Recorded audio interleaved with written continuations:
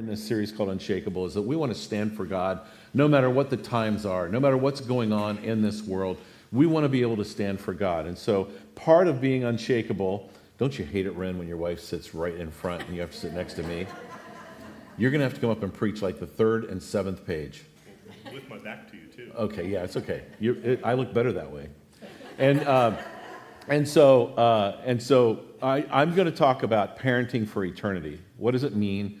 What does it really mean to be unshakable when you've got kids and you're trying to figure out as a parent what to do? So kids, don't worry. Pretty soon you're going to get a backpack, a bounce house, pulled pork sandwich, all kinds of fun stuff. And parents, we're going to have a good time.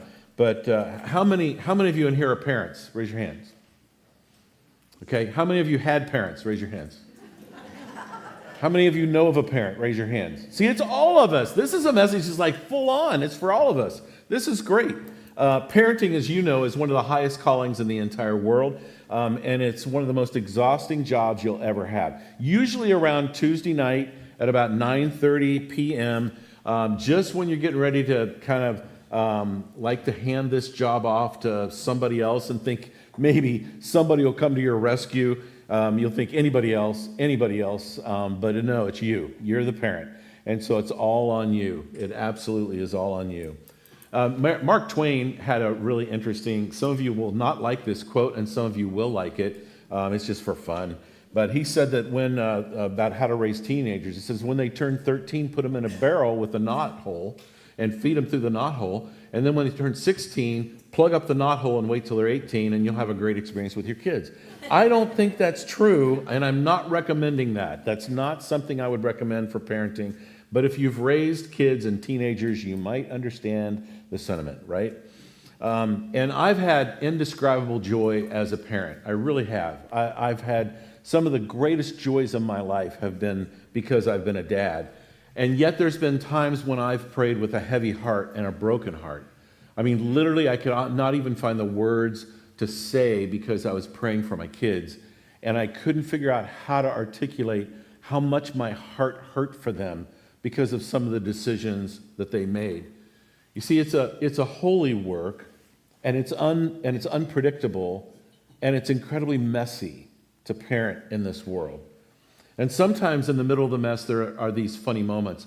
There was this time years ago, my 2 oldest daughters, Erin and Megan, it's only my 2 daughters, not my 2 oldest daughters, but my Erin and Megan. It's a long time ago, but I walked in the family room, and Megan was on her knees in front of a complete mess.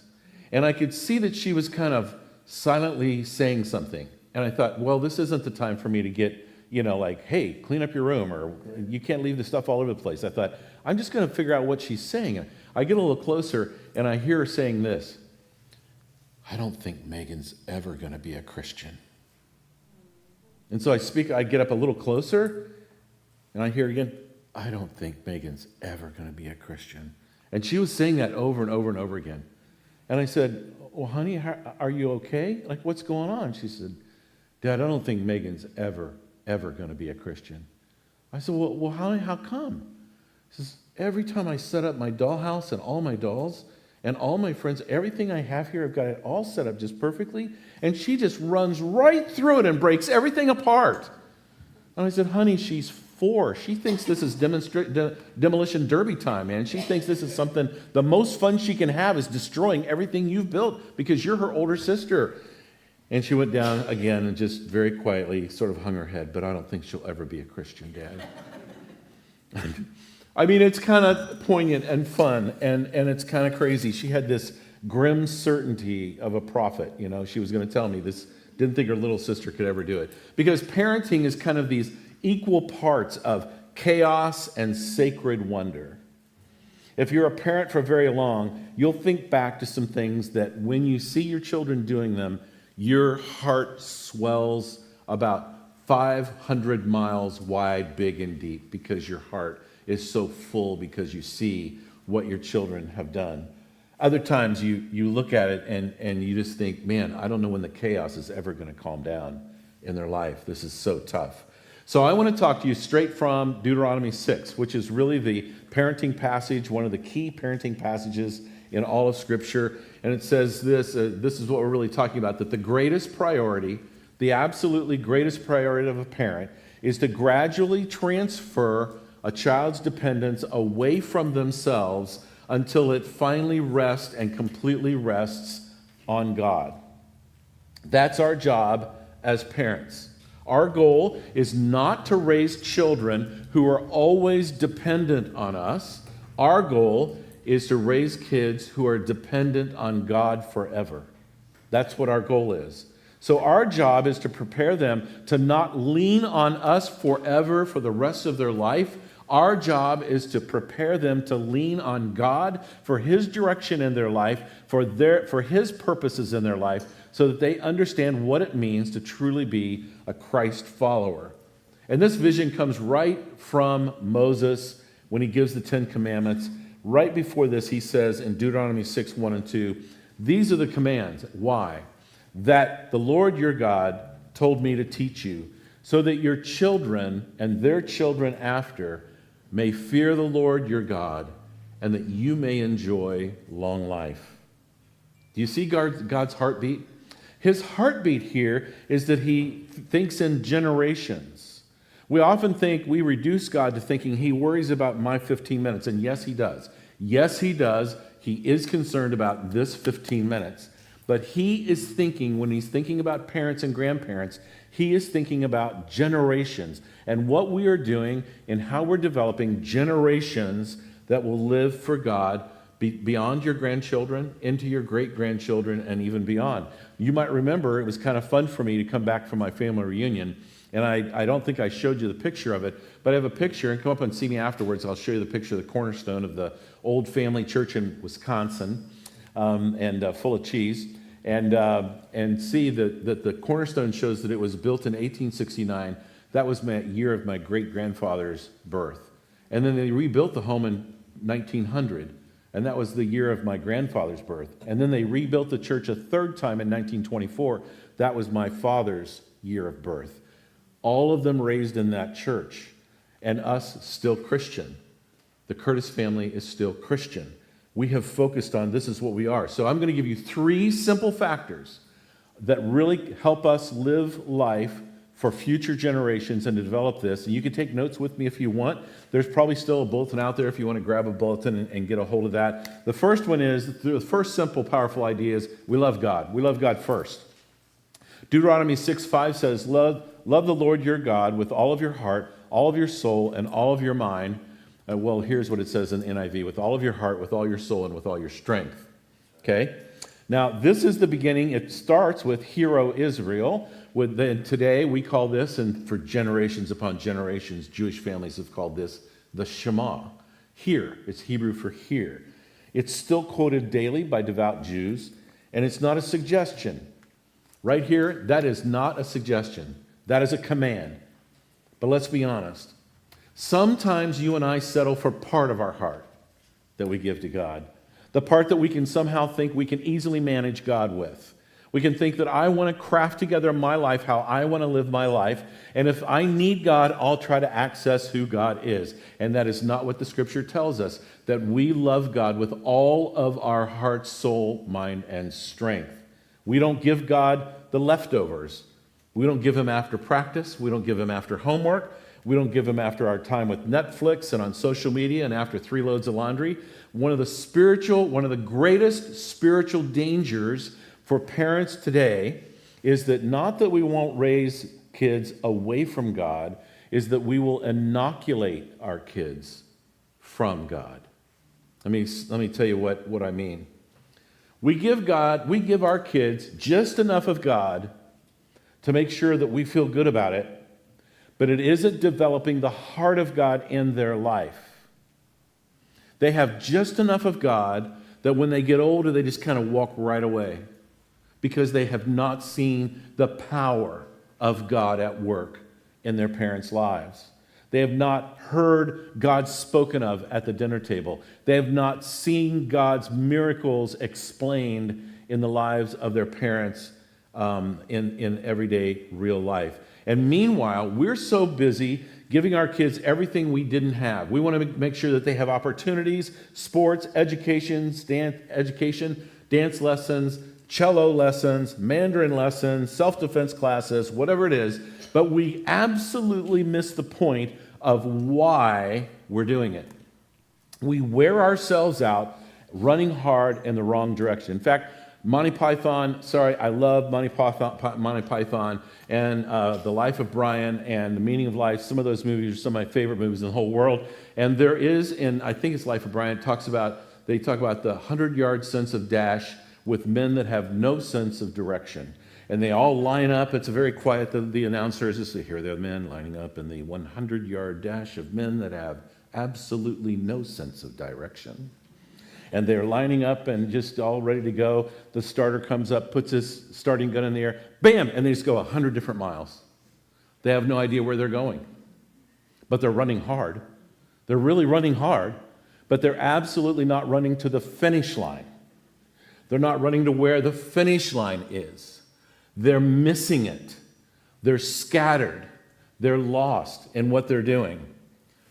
Because we can get distracted as parents. It's really easily so.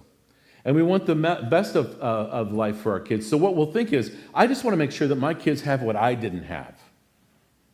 And so I'm going to work really hard to do things to give them the things that I never had. And so we sign them up for sports and dance and robotics club and chess team and underwater basket weaving. We buy a safer car. We make sure they have heated seats for their little booties. And we save up for college. And before long, we have run ourselves absolutely ragged. And our kids' schedules look like military operations. And we risk becoming child-centered parents instead of God-centered parents. We risk becoming child-centered parents instead of God-centered parents. Mom and Dad, let me tell you this. Grandma and Grandpa, let me tell you something, a real secret. You probably already knew this, but let me tell you, this is really like an absolute nuclear secret. Are you ready?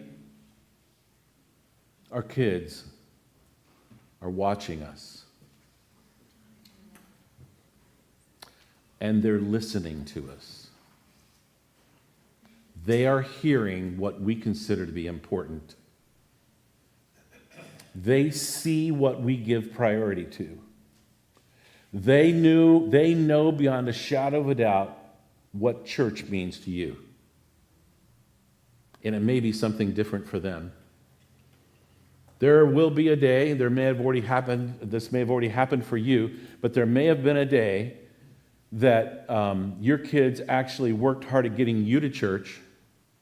But after a while, they'll get inoculated and they'll start to say, we don't want to go to church because mom and dad don't really think church is that much of a priority. And since mom and dad don't think it's that much of a priority, the kids start thinking that's not much of a priority for them. And then later on, you hear this, and I've heard this for generations. I was a youth pastor for 26 years in the local church. And I would hear this over and over. I just can't figure out why my kid doesn't want to go to church. And I've had a good enough relationship with somebody, and I knew that they would hear it well. I would go, well, you're not here very much. Why would they do what you don't do? They will do what you do. So they're just really figuring things out by watching us, by listening to us. They have the recorder on, and they're watching whether your love for God shows up in your schedule, whether your love for God shows up in their priorities, whether your love for God shows up in your language, whether your love for God shows up in your behavior, whether your love for God shows up in your relationship with other people. What does it really look like? And let me tell you, the 1990s, believe it or not, 1990s study is actually still adequate because it's been pushed and prodded so hard. It was done by the Swiss government. You think, why would the Swiss government have anything to say about parenting in the U.S.? They did a study of the U.S. and parenting styles and incorporation and engagement with Christianity, with going to church. The Swiss government did in 1990. And then Lifeway Studies and about 4 or 5 other Christian organizations wanted to test it and wanted to prove it. And here's what they found out. That when both parents go to church consistently, 72% of kids stay in church. That statistic, you're going to think, no, I don't know. That statistic has been proven true over 30 years. 30 years. Multiple studies. Then, if only mom goes to church and not dad, it drops to 55%. Well, thank you, moms. We're really proud of you. And keep sticking by the stuff. We know you need help. We know that you can't do it all by yourself, but the fact that you try to do it, God bless you. God bless you. But if only dad goes to church, that number drops to 15% end up in church. And if neither parent chooses to attend church, that goes to just 6% of kids stay with church as adults. You see, your actions and your attitudes actually do pay off over the long term. And what's interesting is, over the long term, our kids will continue to be versions of ourselves.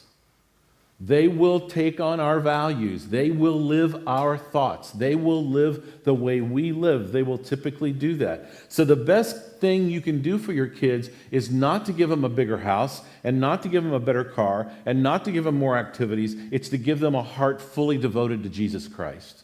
That is the best thing you could ever do for your children, is to give them a heart fully devoted to God. So I want to give you a little inventory. What do your kids hear in your language at home? What do they hear? Do they hear your love for God? Do they ever see you reading Scripture? Or do they hear about gossip at church? Toxic parenting. Do they hear about all the little dirty gossip at church? Or do they hear the best about people in church? Not to gloss it over, but can I tell you how many times, what Danya said here, how many times I've heard the exact same thing. The people at Elmore Church are wonderful. Notice this is what no one has ever said. The people at Elmore Church are perfect. Thank goodness, if that was the case, I couldn't walk into this place. I'm not perfect. I'm just a mess. I'm just one beggar showing another beggar where the food is. But I have heard continually the wonderful, kind, good people that are here. Mike Wilbanks was here last week. You didn't know Mike. Mike's the pastor of Santa Barbara Community Church. He sat right over here, took communion, hung out. We've been emailing back and forth. He said, Dave, your people are so warm and so friendly. What a privilege to pastor that church. I said, Mike, you're absolutely right. I'm overwhelmed with the goodness of the people of this church. Isn't it interesting that I didn't say, oh, you're right. Every person in our church is absolutely perfect and has never done anything wrong. Every person in our church is literally the most stellar human being in the entire universe. I don't know how I could ever qualify that. But what I can qualify is there are a lot of good people here just trying to do the right thing at the right time in the right way to honor God with their life. And that's really all that God's asking for. And just mom and dad, show up. Show up. Show up in your kids' lives. Show up in the church's life. Just show up. But let me ask you another hard question. What do they see on your screens? Throw them in my phone. Really, heave it to me. Just throw it. It's okay. Look, my wife does not trust me. She doesn't trust me one way. Your kids watch what's on your screen. They see what you are looking at. Just so happens I have the El Moro Church Facebook post up. Oh, there's another one. There it is. Oh, and Jennifer's right on my page. There's lots of stuff going on. What's on my news feed? What's on Facebook right now? Oh, look at that, El Moro's post. When times are good, be happy. When times are bad, consider this. God has made the one as well as the other. That's a good word, Dave. Good job. Let's like that one. What are your kids seeing on your screen? What are your kids seeing on your TV? What are your kids seeing on your internet? If your kids could get into your internet profile and your history online, what would they actually see? Would it be incredibly embarrassing? Here's the thing. It's like we're a Campbell's soup can. Eventually, one time or another, the ingredients on our forehead just show up. and who we are is actually evident and real. Our kids see right through our words, and they see our character. What would your calendar and bank account look like if you knew your kids were really monitoring you? What about your priorities? Your kids know your priorities more than you think they do. They actually do know your priorities, and they'll work you over them. When they know your priority is not church, they'll work it to make sure you don't go to church. When they know you are really not deeply that committed, they will work that because they know what to do. The truth always comes out. Your children will emulate you in their adulthood. And so what kind of persons will they be based on how you as a parent and a grandparent are living your life? How will they be? So the first thing we can do is raise our children to love God. The number one thing is to love God with all of our heart. That's step one. Number two, we lead our families. Moses continues in Deuteronomy 6 and 7. These commandments are to be on your hearts. Impress them on your children. Talk about them when you sit at home, when you walk along the road, when you lie down, and when you get up. It's not just about Sunday mornings. It's the everyday rhythms of life, going to school, doing bedtime prayers, figuring out how you're going to walk the dog, Taco Tuesday. Edward, Duke of Windsor, I think he's dead now, isn't he?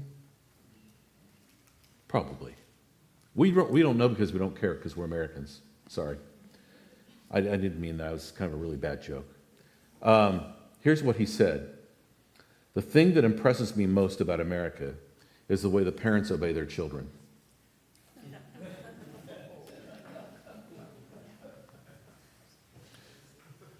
Hey, who's leading who? Do you realize as parents, we're not called to be cruise directors to make sure that everything goes perfectly in your children's life? You're not there to provide gigantic cushions so that nothing ever happens to your child. We do the best we can and we leave the rest to God. But you are not the one that's cruise directing their life. I mean, we're called to lead. And it doesn't mean you have to have a theology degree. It doesn't mean you have to be an absolute, be able to quote entire books of the Bible. That's not it at all. But it does mean that we as parents and grandparents decide to lead intentionally, because what matters in our home should matter. And in our home, we've made some very intentional choices. We choose to eat dinner together almost every night unless it's absolutely impossible. We choose to pray before our meals.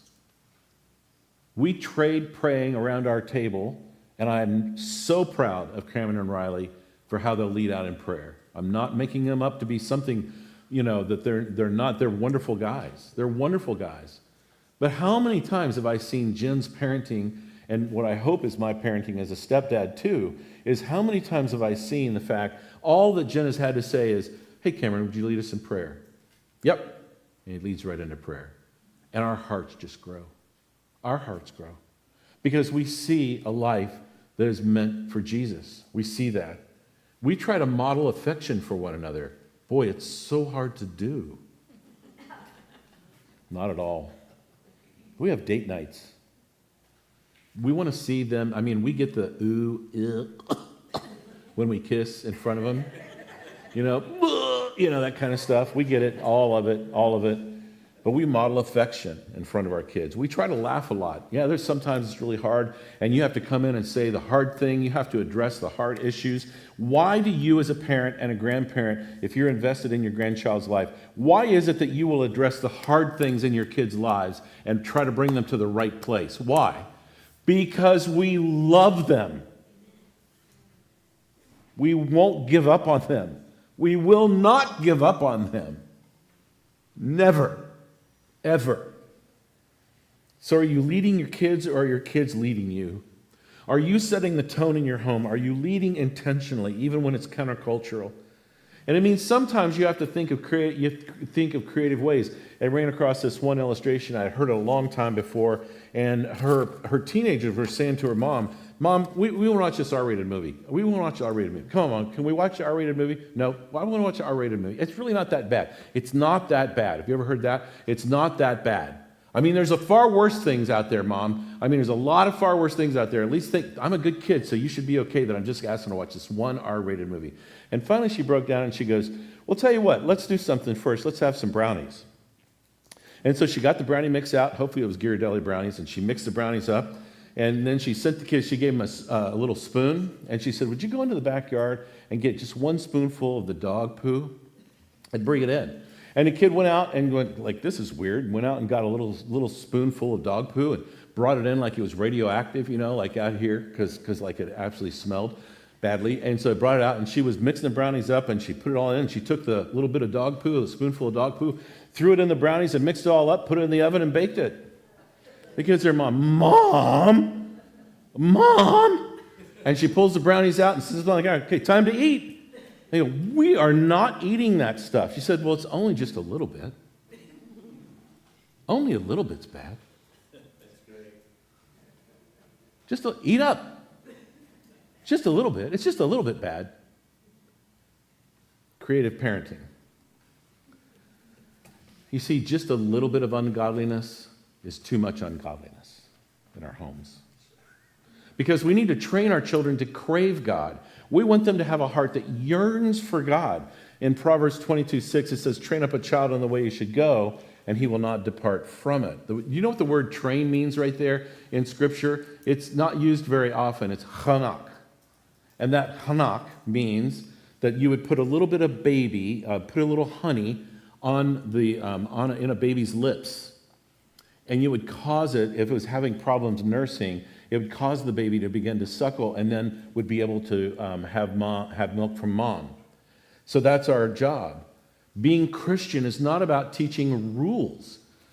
You will never grow your child in church and in the faith by talking about all the rules. Well, you shouldn't do this, you shouldn't do that, shouldn't do this. But what we can do is to awaken a hunger in our kids' lives for God. It's to help them taste and see that God is good.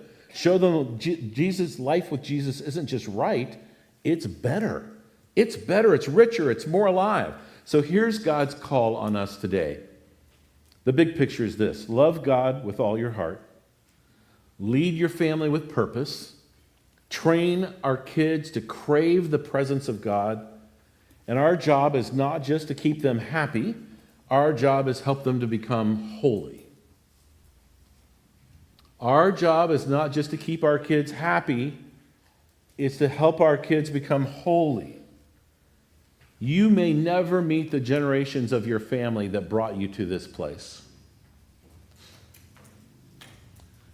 I have never met some of my wife's family that have passed on, but what I have seen is in her parents' life, on both sides, I've seen the effect of people in their lives who led them to Christ. And then I've seen in my wife's life the effect of her parents' teaching in her life. I've observed it. And I can tell you, it is good. It has built the woman she is today, the mother she is today, the teacher she is today. A godly woman who loves her children and would give everything in her life for them if they would know Christ. Not that they be happy, but that they would know Jesus. You see, through every one of our daily stories, through every one of our daily experiences, through every one of our prayers, mom and dad, grandpa and grandma, we are shaping eternity for our kids. You may think you're not, but you are. Just remember, all of us old folks, all the ways we can think back to things we heard and the things we never want to do because of what we saw, and then the other things we know we did want to do because of what we experienced, right? So in just a minute, I'm going to bless the parents, and I'm going to bless